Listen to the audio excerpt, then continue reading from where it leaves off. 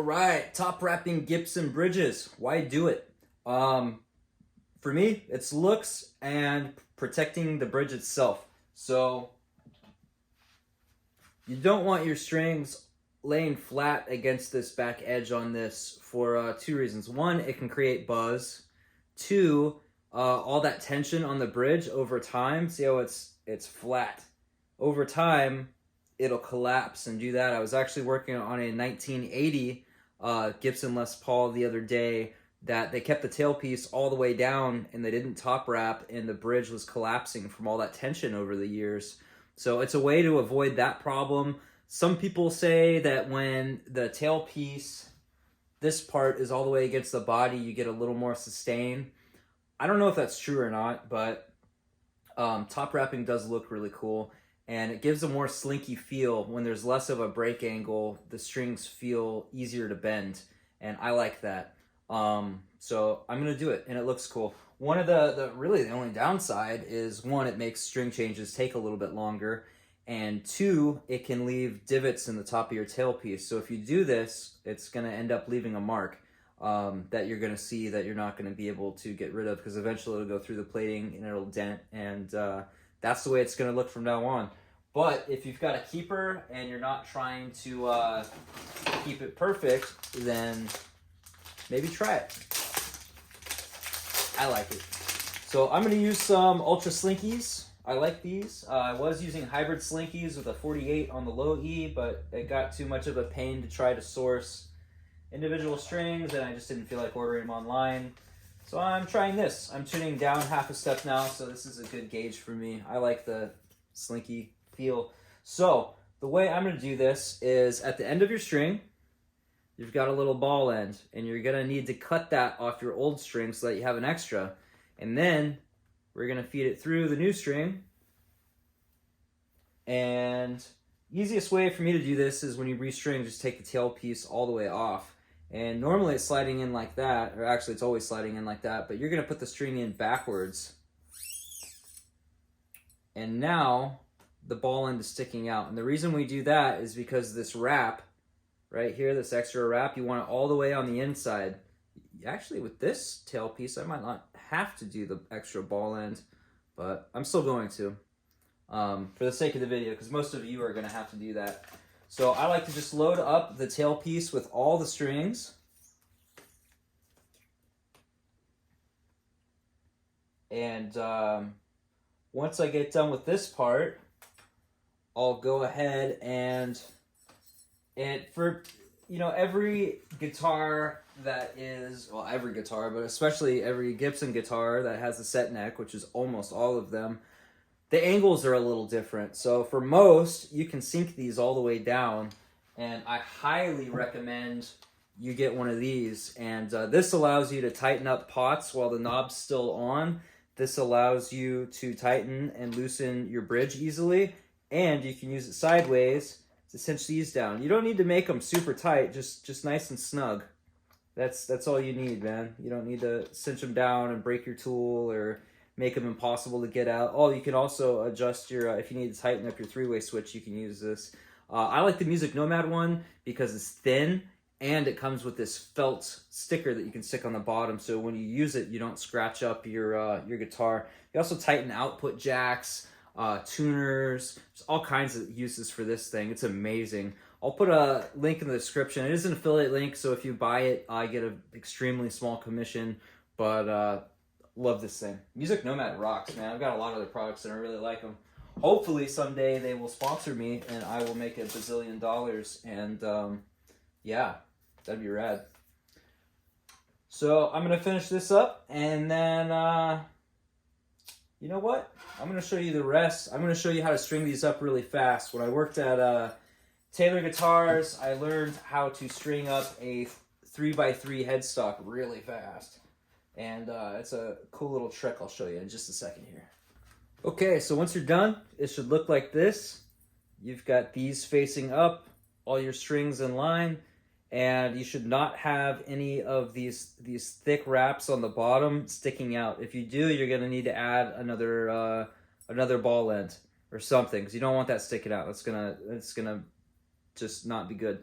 So well, I guess it's not the end of the world, but it might affect your tuning stability, and it will definitely dig into your tailpiece more. So let's get this thing onto the guitar and get this strung up. Okay, at this point, we only need 2 tools. Get one of these for yourself. These are cheap. These are amazing. You will love it. It is so much better than the hand crank ones. And then we need some wire clippers. Get some nice strong ones. I've had these for years. Okay, and I guess the third thing we're going to need is a rag or a piece of rubber or something, because this thing is up on the neck rest, which you definitely want. I guess you could have it hanging over the side of a bench or table or something, but we're at an angle, so this is going to fall right out if we don't kind of block it in here. So I'm going to push all those strings in and then kind of wedge this tailpiece in over a rag or rubber or something, just so it doesn't fall out. That's all we're doing. And then if you use a rag, you can also use it to wipe off the top. Make it nice and clean. Because it's going to be a little tough to do once you get the strings in. Push it in all the way, make sure it's in. We're going to grab the first string, the biggest and the smallest string. I'm going to actually remove, this pickup cover was just here temporarily in the last video. And I'm going to kind of bend that down, pull both these up and clip them just behind the second tuner. And then grab the 2 strings next to them, the B and the A. And then we're going to clip these just above those tuners. And then we're going to grab the 2 middle strings and just below the mustache. There we go. And then now we can just string up. And there's a million different ways to do this. I always go just under. So what I'm going to do, I'm going to stick this in here. I'm going to have it sticking out a little bit. And then I'm going to push it and crimp it and do it real quick. And then I'm going to leave it loose. And then I'm going to crimp. And it's under. And I'm holding this off to the side like that. And I've never had an issue with strings slipping out this way. This is how we did it at the Taylor factory. And this is how I do it on all my guitars. And also make sure your string stays in the saddle down here. A lot of times, you know, you get it strung up here, it's on the side, and then you got to loosen it. So just look back and glance. If you got to make a quick adjustment like this, that's fine. So I'm going to stick it in. I don't have room to crimp it at first here, but I'm going to set my angle and twist it, you know, because it can flop around in there. Push it to the side where you want it to go. Crimp.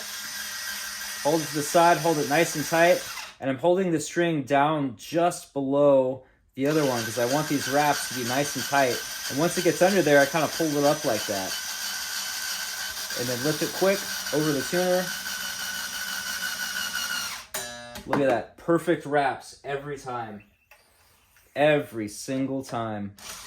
It's amazing. I was so happy when I learned this. It made my string changes so much faster and so much easier. The tricky part that you're going to have to learn is when to flip like I just did. You got to do it at just the right time. Or you can do it a little early, but see, I got off the saddle. I wasn't paying attention. There we go. And you got to know when to stop. If you don't stop in time, you're in trouble. Another thing you can do is stick it through and then wrap it. I don't like doing this because I feel very clumsy doing it. I don't feel like I'm doing it right. But stick it through and then pull it.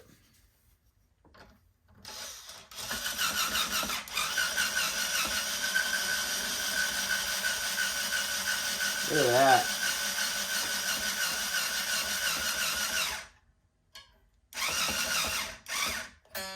Perfect wrap. It's in the saddle. And these last 2 strings are going to be the trickiest ones. By far. Because they're gonna, once you crimp them, they're gonna want to pull out, and you're just gonna need to practice it, man. I still mess up sometimes.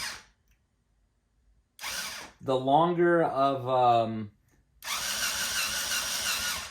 the piece is that you leave outside the tuner, the less likely it is that it's gonna slip out.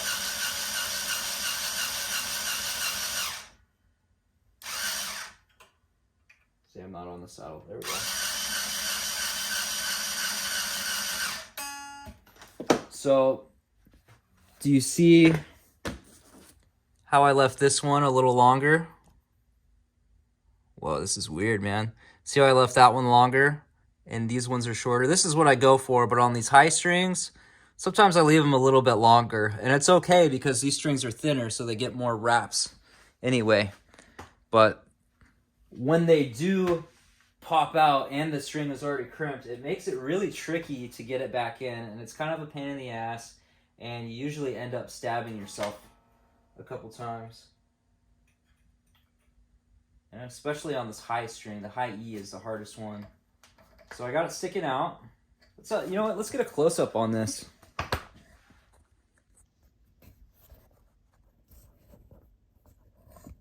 Oh, that doesn't look good, dude.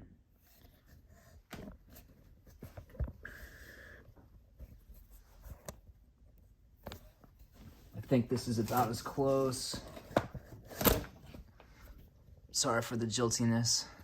It's about as close as my camera's gonna get with still looking halfway decent. So we're gonna stick it in the hole, hold it to the side, and hold my arm up over the camera. This is kind of weird. Okay, now I'm here. I'm gonna quickly crimp it.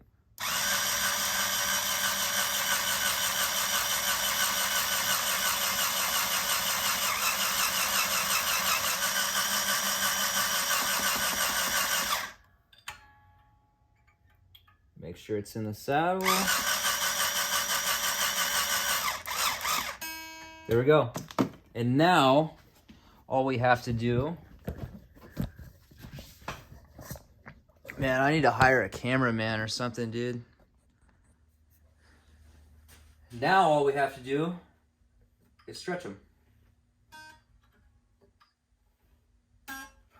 So I just grab it, I stretch here, I stretch up here, I stretch here, I stretch up here, stretch up here, stretch up here, stretch up here, stretch up here. And I'm just looking for some tension, man. I'm not trying to like break anything. And then I can just wiggle my rag out, give it a little wipe, boom. Restrung, sounds horrible.